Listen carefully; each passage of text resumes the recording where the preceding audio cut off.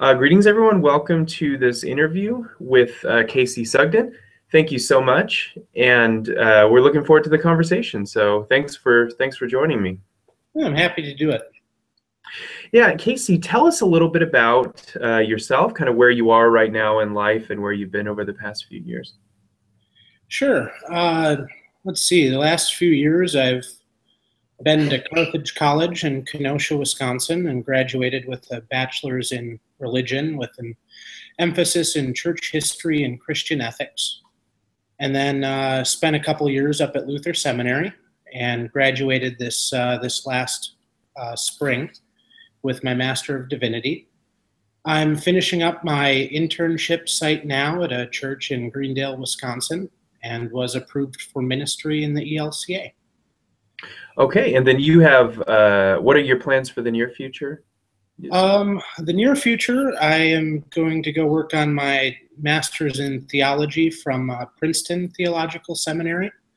And then I would love to come back to Wisconsin for first call. Oh, wonderful. Okay. So you've had a lot of theological education, so I think some of the questions that I ask may feel somewhat basic, but you should feel free to kind of answer them in whatever register you feel comfortable. Feel free to. I am absolutely comfortable with basic. Yeah, no, that's great. However you want to answer them, just you just talk to me as if you're talking to me. Casey, what does it mean for you to be a Christian? For me to be a Christian, it means that I confess faith in Jesus Christ and in the triune God. And the central part of it is Christ's death on the cross for the forgiveness of sins. Great, thanks. And then you actually gave a couple of images there, maybe divine images or ways in which you think about God, but how do you kind of imagine God in your own mind? I think images always fall short. I think the most apt description would be active. I see God as active in what's going on in the world, active in the faiths of everybody who confesses to believe in that God. Just instead of God being simply an object of worship, God is a doer. And so I would say that God is a living and breathing force. That's a fascinating response, Casey.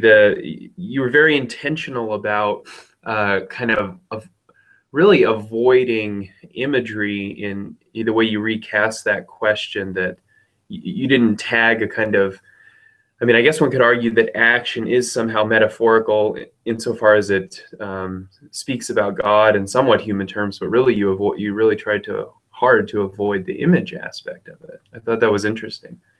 Yeah, I mean, I do see an image of, the kind of the standard image of Christ, or think of the dove when I think of the Holy Spirit. I think Bruce Almighty got me to think of Morgan Freeman when I think of God the Father. But right. Yeah, there's so many images that have been used or that could be used that I tend to think of God as active versus a static picture. Okay. Then, Casey, tell us just a little bit about kind of your own religious background. You can talk about denomination. You can talk about, the specific church, just wherever you feel like you'd like to take that.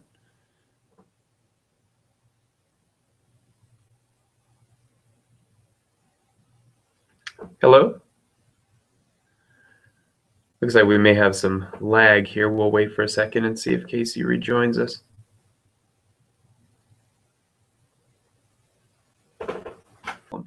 So the question was, tell us just a bit about your religious background, and you can kind of take that question wherever you'd like. So yeah, just a bit about your religious background.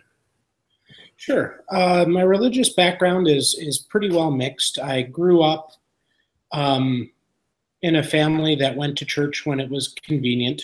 Um, a Lutheran church in Mukwonago, Wisconsin, where we did communion every other Sunday. So we would usually go on communion Sundays. And when I was 15 and in high school, my dad passed away. And at that point, I fell away from the church and never really stopped believing in God, but was generally just angry at God. And so, therefore, from 15 until maybe about 19 or 20, I did not have any inclination to do church things in the least bit, except for Christmas Eve and Easter Sunday. My grandmother would drag us to church, and my brother and I would sit through it basically for her. And then on an Easter Sunday, a few years later, I went to church, and the sermon was the epitome of a sermon centered on the gospel and the death on the cross and the resurrection for all. And it just hit home, and suddenly that faith was alive again. And I started going every Sunday and met with the pastor a couple times to work through some issues that I was having from not dealing with my not coping with my father's death. And then after a while, I got involved with some youth ministry at the church and helped out with the high school group and with confirmation. And then I was sitting at home one night on a Thursday playing Call of Duty with my dog in the chair next to me. And I had never, ever thought about being a pastor or going into ministry in a professional capacity. And all of a sudden it was clear to me that was the route that I was supposed to take. And I didn't know what that means, what that meant. Didn't even know that there were different kinds of Lutheran. So I started looking into different Lutheran schools around and different Christian schools around, put in an application to Wisconsin Lutheran in Milwaukee. That's a Wells school, and then one to Carthage College in Kenosha. And Carthage was the first one to get back to me to tell me they wanted me, and ended up going down there. I was involved with the chapel there, but also got involved with InterVarsity Christian Fellowship, which is kind of an evangelical college group. Got involved with them, really did the whole evangelical thing for a while, but through my study of church history and having a couple of Methodist professors, I ended up really studying Martin Luther and what the tenets of Lutheranism were, and ended up heading back to Lutheranism because I wanted to be there instead of just having grown up there. So you've really had quite a journey toward the ministry, beginning actually with a game that has a lot to do with guns. So that gives us a little bit of a Call of Duty. That is to say, that gives us a little bit of a gives us a kind of a transition. So how would you narrate your own history with guns? Maybe beginning with how you first encountered a gun as a you are an owner of guns. That's something that that I know from our previous conversations. But how would you tell that story? I can't really think back to where it began. In my family, my grandfather on my dad's side was a big hunter and gun collector. So I have been around guns since I can remember, and got the safety speeches since before I can remember. So for me, it was never um, a big deal to be around them. I just was, and I had that respect for what they were and what they could do, but also that love of the camaraderie that can come with gun sports since a very early age. The first And, time that I oh, was okay. I'm sorry, Casey. Go ahead. Go ahead. the first time that I was able to go shooting was with my grandpa, and we went down to a gravel pit. I was 11 years old, and he wanted me to jump right into it, so he gave me his old 12 gauge shotgun, and I shot it, and it knocked me on my butt. Um, but that was the first time that I really knew that this was something that I enjoyed, and just kind of seeing the smile on his face after I got back up and did it again and stayed on my feet. And uh, after I turned 12, I started going up to Rhinelander hunting with him, deer hunting, and him and his friends. We all stayed in a cabin, and it was about as it's one of my fondest memories of him. Okay. And so did your first encounters as a young man mostly have to do with hunting, or was it? Yeah, it was mostly hunting. One of the other first encounters was through Cub Scouts. We for one of the badges was target shooting, and that was something that my father and I did together. We had some different hobbies. He was into kind of model building and other detailed art related things, of which I have no talent for. So Cub Scouts was something that we always did together. And I remember going to the range with him with a 22 that my grandpa bought him. So it's always been a bonding thing with my father and my grandfather. And then other than the first couple times at the gravel pit and then at the range, it had been mostly deer hunting or duck hunting. Okay. And you continue to hunt into your adult years. Yeah. College and seminary kind of dampened my interest in the hobby for a while, just from being so busy, and then with the intricacies of having guns in, on, or around campuses. So I didn't do a whole lot during college.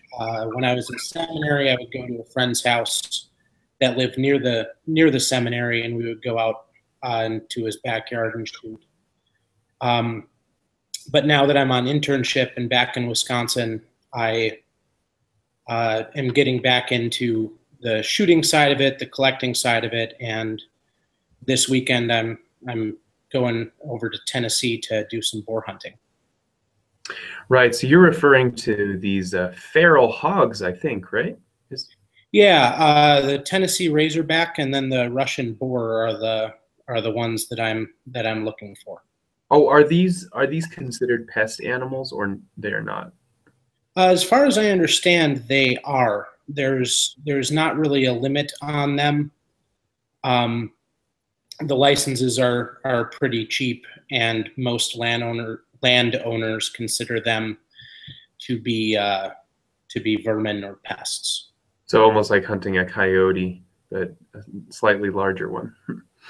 Yeah, something like a coyote, where whereas coyotes get into chickens and other things, hogs rip up land, destroy crops, and my grandpa has a friend that lives down in Florida, and he said that they tear up golf courses down there, and they're just a problem. Okay. Casey, what do guns symbolize to you? And it doesn't have to be just one thing. You can, take that in a number of directions. Right. Guns for me symbolize a couple things. First of all, it symbolizes family. It's, again, my fondest memories of my dad and my grandpa are times where we were out hunting or times where we were out shooting. It allowed me to bond with male family members that I maybe didn't have a whole lot in common with. I would say now that I'm kind of grown and out on my own, for me, they are a hobby. There's art in guns. There's skill in guns with professional shooting and some other types of sports. There's discipline in guns with keeping them clean and working on them. There's the aspect of providing for people who hunt. Oh, food. You're referring to food provision. Yeah. Yeah. A lot of the people I talk with for this project will also talk about kind of self-defense and the preservation of life. On that, what are your thoughts on the use of guns in self-defense? My thoughts on the use of guns in self-defense are not really well thought out. I would say I would be more apt to defend the use of guns for the defense of others versus for self-defense. But this is an area I've spent a lot of time thinking on of, what is the role of the firearm in defense of the person, in defense of property, or in defense of the neighbor. And I would say certainly the command to love our neighbor, one could say that defending them by any means necessary, including firearms, would fall into that. But it also sounds like you're kind of still in the midst of thinking about some of these things too. You're kind of, some of these things are still rolling around in your mind. Yeah, I am. To be fair, I have my conceal and carry license, but that's more so that the laws and the rules for carrying guns in a car to or from a range or from hunting are loosened up a little bit if you have that. I think that if somebody were threatening the life of somebody else, I would draw without second thought. But I do often wonder about, in defense of myself, where that falls with the an eye for an eye, turn the other cheek sort of mentality. Yeah, so you get to another question I was going to ask, and that is, you've done so much theological education, 4 years in an undergraduate degree, and then about 4 years in an MDiv degree, I think, and now almost a full year of ministry, and you're going to go run off and do another degree pretty soon. You've done a lot of thinking theologically about just a lot of life in general. What in your mind are the main kind of ethical, theological, philosophical points of tension, or sticking points, or just the things that kind of raise questions for you as you think about the use of lethal force or firearms? And we'll just say in defense of life, leaving aside whose life it is, whether yours or maybe somebody else's. Right. I would say that as a Christian, I see the defense of life as one of the top calls of that which we are supposed to do. No matter what form that comes in, the defense of life is high on the list of commands. And so with that, I think of how does that fall into the discussion of firearms. And I've said jokingly with guys at the range when they look at me and say, you're going to be a pastor, why do you own guns? My joke was always, well, the shepherd always had their staff. And so firearms are kind of the modern day staff. But I've never thought of firearms as specifically something that is designed to take a life. Like I've said, they've been hobbies and pieces of art for me. So I get frustrated with the question a lot of times of, should Christians own guns, or, what is the theological implication of Christians owning guns? Because I see that question is very similar to, should Christians drive cars or go to movies or buy ornate plates from Disneyland. They've always just been a part of my life, and to say that they are something that should be categorically defined as good or bad is something that it frustrates me, because the conversation usually seems to put the negative in the forefront of, if we're asking the question, that means we're assuming. If that makes sense. Yeah, that does make sense. Thank you for reflecting on those things. Casey, off camera, you and I have talked a bit about the role of guns in your own ministry, because you have actually found ways to integrate guns, and maybe we could say hunting more generally, into the ministry that you did this last year at your internship site. So would you just mind talking a little bit about that? Yeah, my view of guns in ministry has been one that's shifted quite a bit over the last few years. I would say that for the most part, when I was in seminary, I viewed them as, this is a hobby that I keep quiet about, and I don't really talk about it, because it is something that does make some people very uncomfortable. And part of that might have been living in the cities or being with people from very different contexts that I come from. But after getting back to Wisconsin with a church in the suburbs near Milwaukee, people would start asking me what I did between when my office hours ended and when I had meetings at night, because I live about a half an hour from the church that I serve. So, the question came up of, how do you kill 2 hours or 3 hours? And I would tell them, I go to the range. Oh, you go to the the driving range? Well, no, I go to the pistol range. And that came back, some people would kind of look at me and go, oh, well, that's nice. But after a couple months of, having the question asked of, what do I do between office hours and meetings, I found a couple of guys who were very interested in this as a shared hobby. These guys are guys from church. Yeah, guys from church,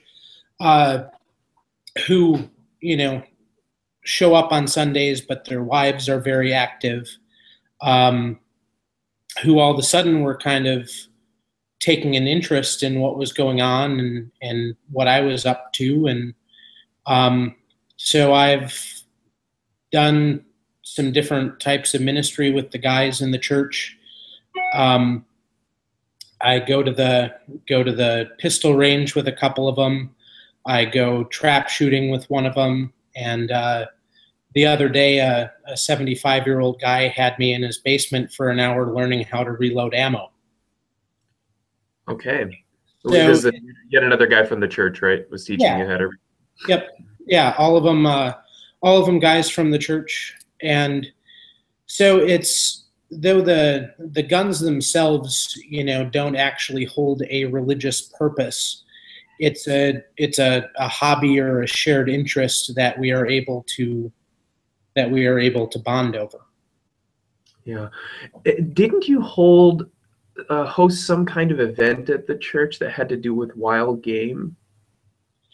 No, that wasn't us, but I've heard of. I was actually just talking with a youth director from Texas who every year there's a big hunter, and they do a youth fundraiser that is all wild game that the guy took himself.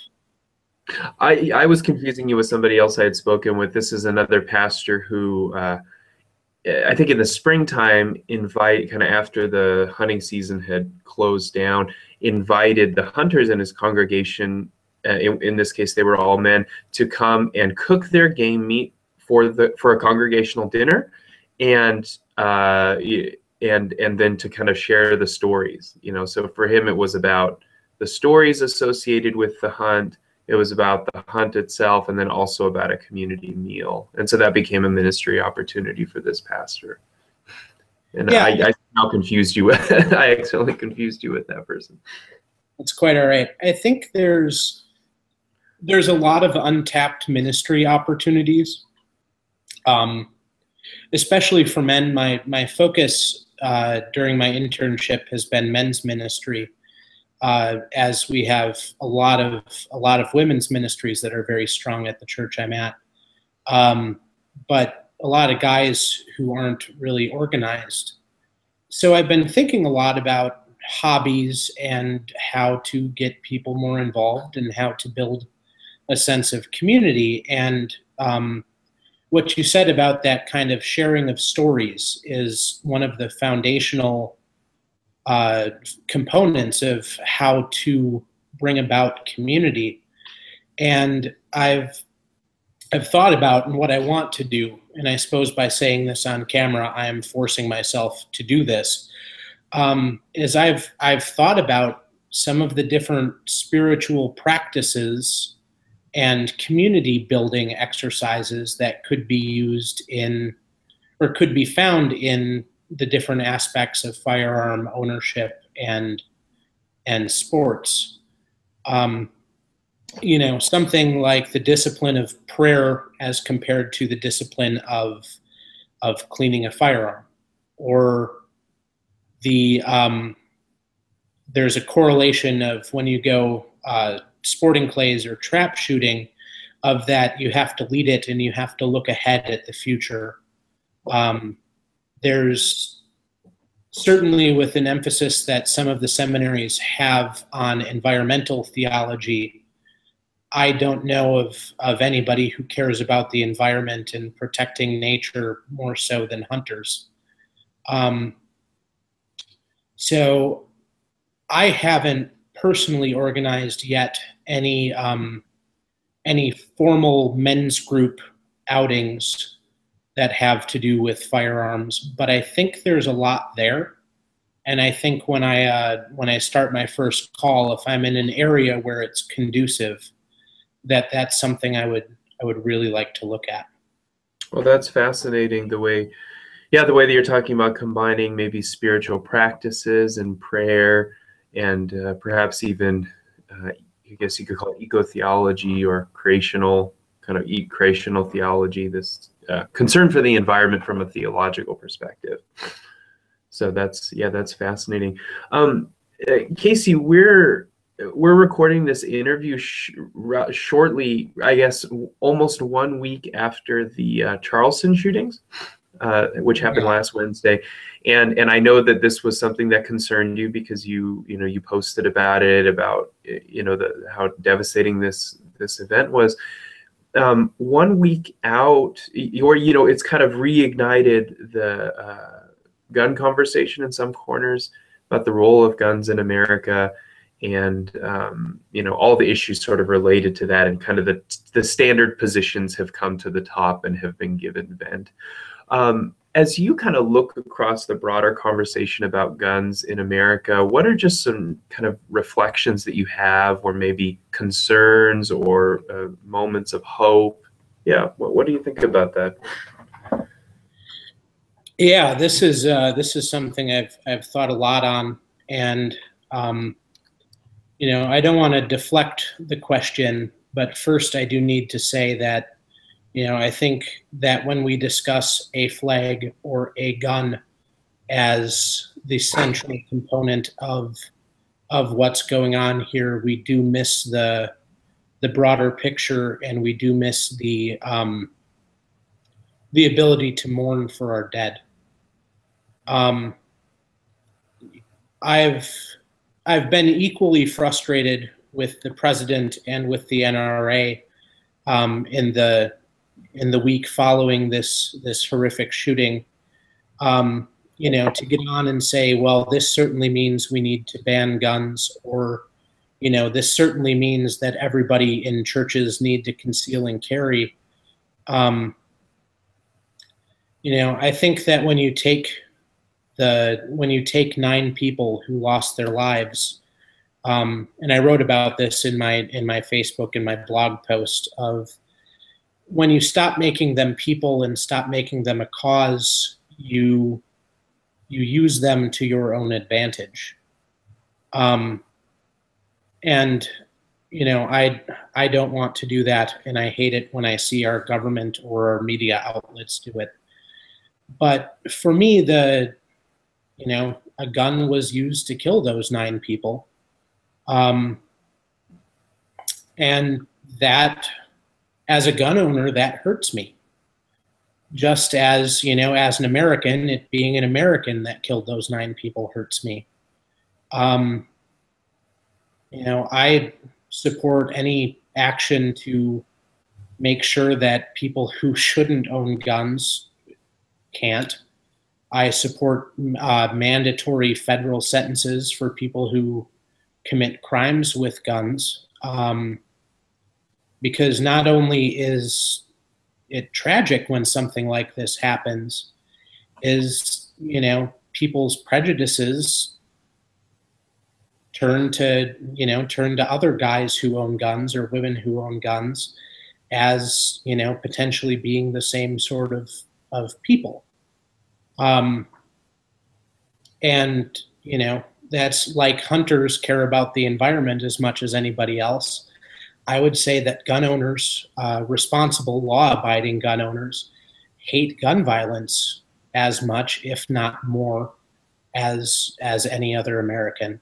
So it hurts to see it, but it also hurts to see that it's becoming a focal point instead of the sin in the world that causes these things. Yeah, so your main critique has to do with where the nation's eyes are being directed in this particular. I think so. My point is simply that these are 9 human beings that had a future and now don't, and people are using them as a soapbox. I see. Thank you for reflecting on that. I know we didn't talk about the Charleston stuff in our pre-conversation, but I appreciate your willingness to go there. Mm-hmm. Well, Casey, I'm at the end of my questions, but I also would like to give you the opportunity to say anything that you feel like we may have missed or that you may have forgotten to say at an earlier point. As of right now, I think I've pretty much said just about everything. Well, I've appreciated your time. I know you are on vacation, so I want to let you get back to your cabin and to the outdoors and to relaxation. And you'll be back in the pulpit within a week, right? Yeah, today and tomorrow I'm still down in Georgia. I'm going around just kind of hiking, and I think do some pistol shooting. And then over the weekend and the first part of next week, I head up to Tennessee to do some boar hunting, and then back home for the 4th of July, and am officially back from vacation right after the 4th. Okay. All right. Very good. Well, again, thank you so much for your time, and enjoy the rest of your vacation. Great. Thank you.